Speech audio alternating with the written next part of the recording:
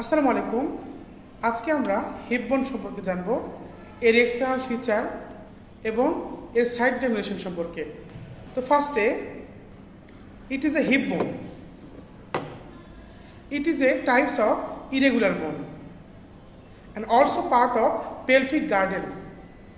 তো প্রত্যেকটা দুটা আমাদের বডিতে দুইটা হিপ বোন থাকে।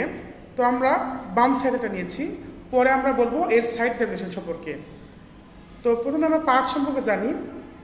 ইট has three parts: ilium, ischium, and this is pubis. Ilium, ischium, this is pubis. এখন আমরা দেখি ইলিয়ামের মধ্যে কি কি আছে।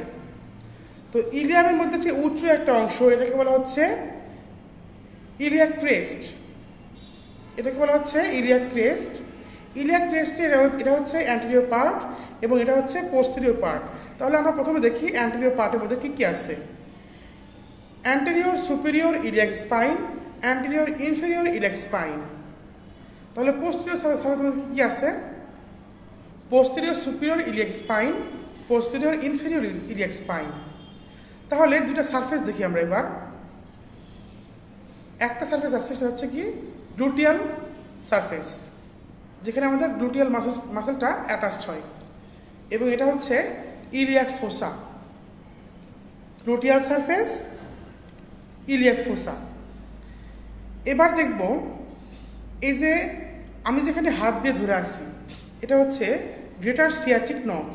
গ্রেটার সিয়াটিক নচ, এবং এই পুরোটা হচ্ছে body of Ilium.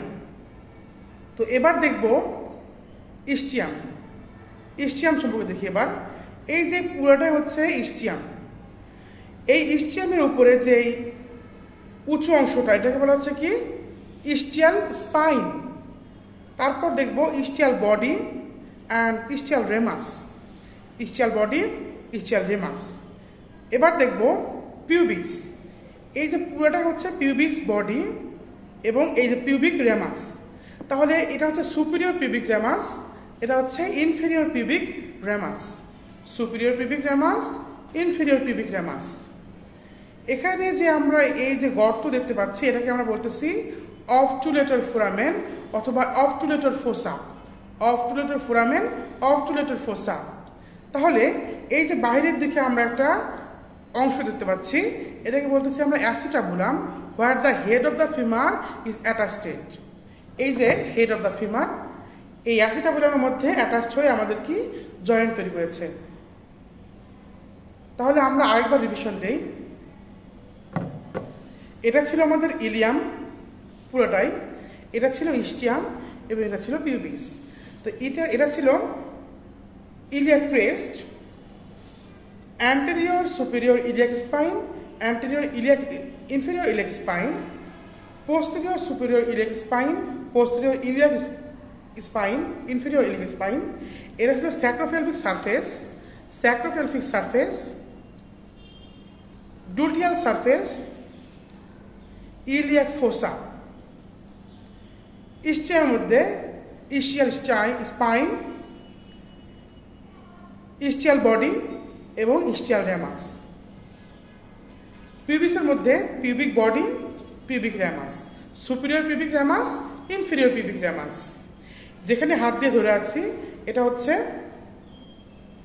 Greater সিয়াটিক notch এবং পুরোটা হচ্ছে ইলিয়াক বডি, এবং এটা হচ্ছে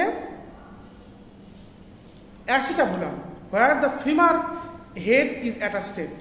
তাহলে আমরা কীভাবে বুঝবো যে এটা কোন সাইডের বোন?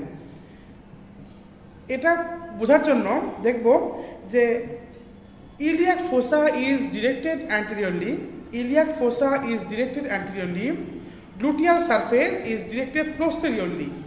তাহলে iliac fossa is directed anteriorly, gluteal surface is directed posteriorly, iliac crest is directed upward, iliac crest is directed upward, and ischial ramus is directed downward.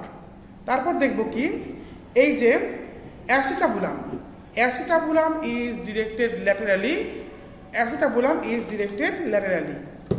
তো এটা ছিল আমাদের ফিমারের এক্সটার্নাল ফিচার এবং সাইড ডাইমেনশন।